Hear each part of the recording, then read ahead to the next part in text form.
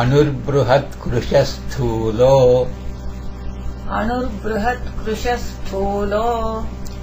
गुणभृन्निर्गुणो महान् अधृतस्वधृतस्वास्यः प्राग्वंशो वंशवर्धनः.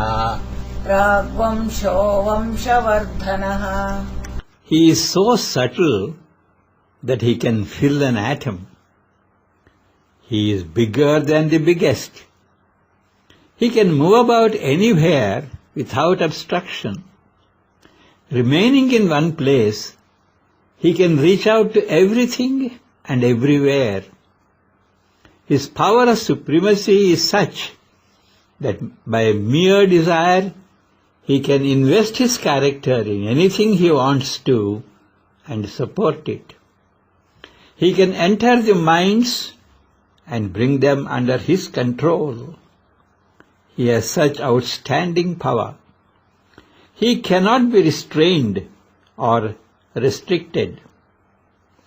He keeps the liberated souls in a state of eminence and treats them as his own children. Anuhu Bruhat Krishaha Sthulaha Gunabhrit Nirgunaha Mahan Adhritaha Swadhritaha Swasyaha Pragvamshaha Vamshavardhanaha. Om Anave Namaha. Om Brihate Namaha. Om Krishaya Namaha. Om Sthulaya Namaha. Om Gunabhrite Namaha. Om Nirgunaya Namaha.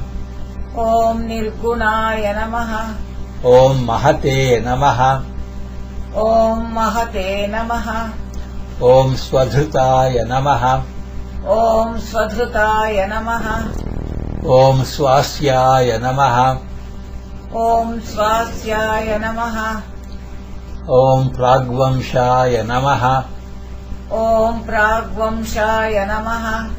Om Vamshavardhanaya Namaha. 9ನೆಯ ದಿನ.